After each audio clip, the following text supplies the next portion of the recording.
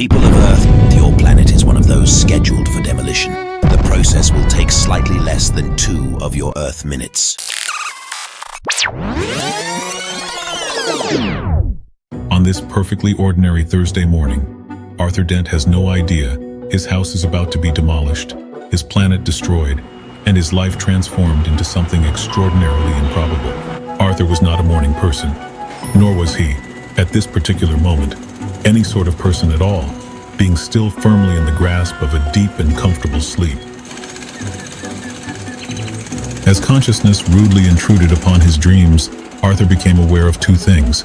First, that the light streaming through the window was at precisely the wrong angle to be anything other than deeply offensive. Second, that there was a great deal more noise outside than could be reasonably explained by anything less than a minor apocalypse. What in blazes?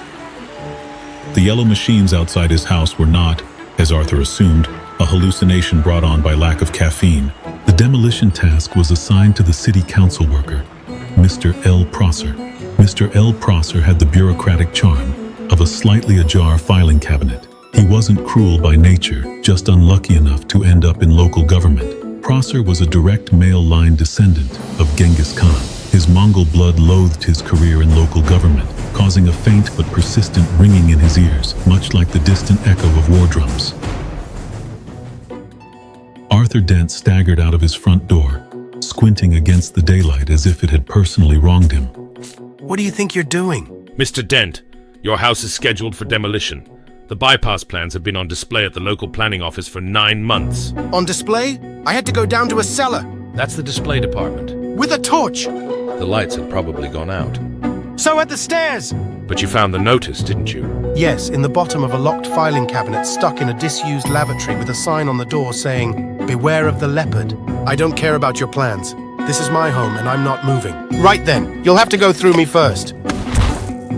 With all the quiet dignity of a man who has only just realized that the universe is fundamentally opposed to him, he lay down in the mud in front of the nearest bulldozer, though the arrival of his friend Ford Prefect would temporarily appear to improve matters.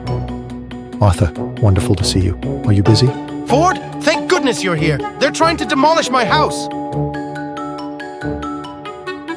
Mr. Prosser, might I have a word in private? Surely we can work something out. Have you considered the psychological implications of home demolition? Look, I've got a job to do. The bypass has to be built. Ford pressed on, sensing weakness like a salesman who knows his customer is about to say yes. Just lie down in front of the bulldozer for a bit. Show them you understand their position. I really shouldn't. Think of it as a gesture of governmental empathy. Prosser straightened slightly. He did like the sound of that. Now that it had been suggested, well, he realized it would be nice to be remembered as something other than that bloke who knocked down that house that one time. Everything's sorted. Mr. Prosser has agreed to take your place. Take my place? Oi! What is the boss man doing? I have no idea. He's lying in my spot. Well, yes, unless you want to stay and swap places again, but I think we've won this round. Now we need to discuss something rather important. Fancy a pint? Ford, my house is about to be demolished. Trust me, Arthur. This is important. More important than you can possibly imagine. Listen, I need to tell you something. Something you need to know. How did I agree to this?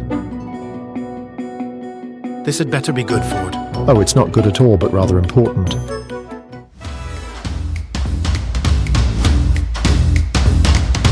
Six pints of bitter. And quickly, please. 6? At this hour? Time is an illusion. Lunchtime doubly so. Ford, what's going on? You're acting stranger than usual. How long have we known each other, Arthur? 5 years, maybe? Would it surprise you to learn I'm not from Guildford after all? I'd never really thought you were. I mean, I always assumed you were from somewhere like Denmark or... Right. Arthur, I'm from a small planet somewhere in the vicinity of Beetlejuice. I don't believe you. Arthur, in about 2 minutes, I suspect you're going to believe a lot of things you never thought possible. I see. And you're telling me this now because... Because in about 4 minutes, Earth is going to be demolished to make way for a hyperspace bypass. What? Funny coincidence, really. Same thing that was happening to your house. At that precise moment, high above the planet Earth, things were happening that would make the demolition of a small cottage in West Country seem positively trivial. The Vogon constructor fleet had arrived. Massive yellow ships appeared in Earth's atmosphere. Much like the bulldozers outside Arthur's house, but considerably larger. People of Earth, your attention please. This is Prostetnik Vogon Jeltz of the Galactic Hyperspace Planning Council. As you are probably aware, plans for the development of the outlying regions of the galaxy require the building of a hyperspace express route through your star system.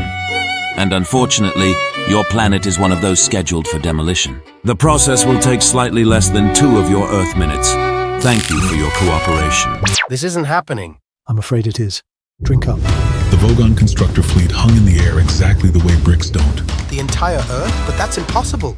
Arthur, I'm a roving researcher for that wholly remarkable book, The Hitchhiker's Guide to the Galaxy. I've been stranded on Earth for 15 years, researching. I'd have told you sooner, but would you have believed me? I don't believe you now. Arthur, we've got about 30 seconds. If you want to survive, you need to trust me completely. Survive? How? With this, an electronic thumb, galactic hitchhiking device. Hitchhiking? Yes, and Arthur? What? You'll need this fish in your ear. I need a what in my what? It's a Babel fish. Universal translator, trust me. The Babel fish is probably the oddest thing in the universe. By effectively feeding on brainwave energy, it excretes into the mind of its carrier a telepathic matrix formed from the conscious thought frequencies of all life forms. That's disgusting! Shut up and hold on to me. Ford? Yes? I think I left the kettle on. It doesn't matter now. The planet Earth, along with its digital watches, its microwave dinners, and its art galleries, ceased to exist.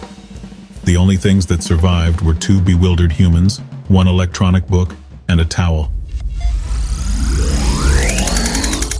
Gasping. We're...